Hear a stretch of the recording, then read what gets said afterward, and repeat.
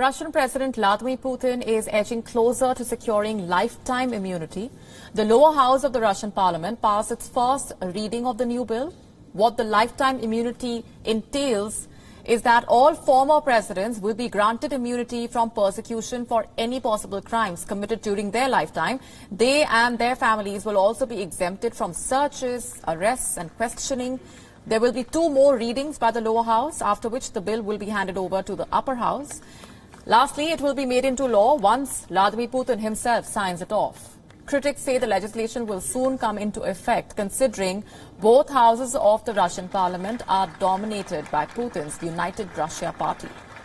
Currently, the only living Russian ex-president is Putin's ally Dmitry Medvedev. This legislation is among a number of other constitutional amendments approved this summer in a nationwide vote. One of the recently approved amendments allowed President Putin to run for 2 more terms after his 4th term ends in 2024. The opposition denounced the referendum, saying that Putin was aiming to be president for life.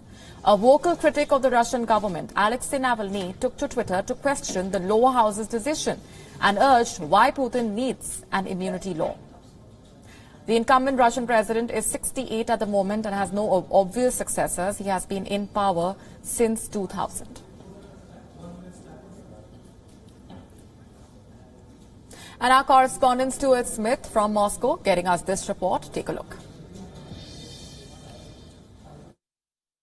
It's not specifically now. In fact, if anything, it's making sure that the groundwork is laid ahead of what could become a very long presidency. He could stay in power for a further 12 more years. And some analysts say he is in effect testing the water to see what he can get away with in terms of these new laws. Can he push through amendments to the Constitution which will allow him to stay in power longer, which will allow him these kind of judicial immunities? The Kremlin spokesperson, Kremlin spokesperson says this is a practice that takes place in many countries around the world and is quite justified. So the Kremlin certainly saying this is nothing to be alarmed about, nothing odd is going on. But as well as this latest constitutional amendment, another one is making parallel progress through the State Duma, the lower house here in Russia, which also allows ex-senators in the upper house to also receive immunity from prosecution. So Putin, in effect, having a double backstop here, both for ex-presidents and also for senators.